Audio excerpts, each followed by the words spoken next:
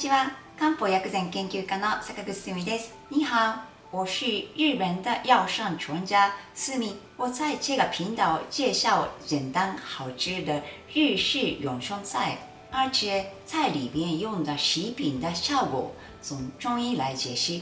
好，那么我们一起做吧，一緒に作っていきましょう。到了秋天，你会感觉咽喉干燥、干咳和皮肤干燥吗？根据中医理论，原因是肺的功能下降，肺对干燥很敏感，所以保持湿润很重要。而且这个时期大肠也会失去水分，这导致一些人出现便秘。为了防止便秘，肠道也需要得到湿润。在中国医学中，到了秋天，肺的护理很重要。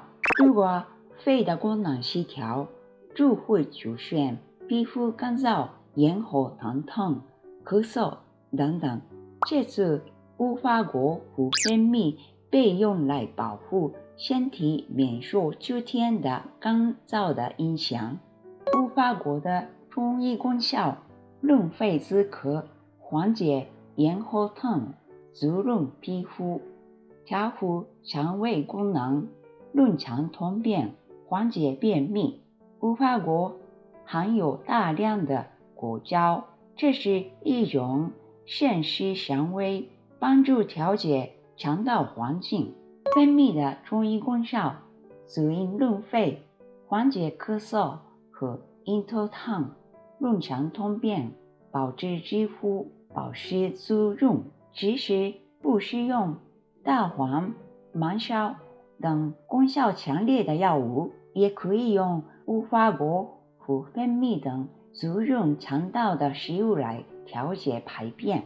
今天为大家介绍一种药膳食谱：咸猪肉无花果蜂蜜酱，可以保护身体不受秋天的干燥影响，调节肠道功能和肠道运动。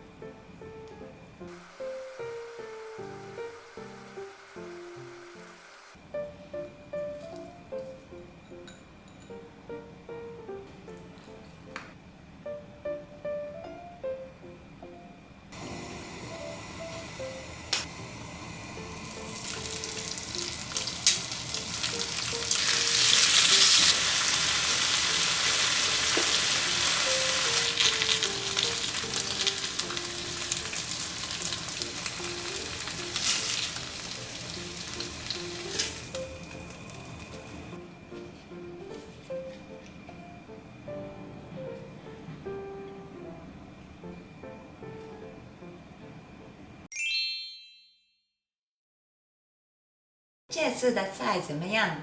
做起来很简单，吃起来很好吃，所以你也试一试做吧。みんなも作ってみてね。それではまた。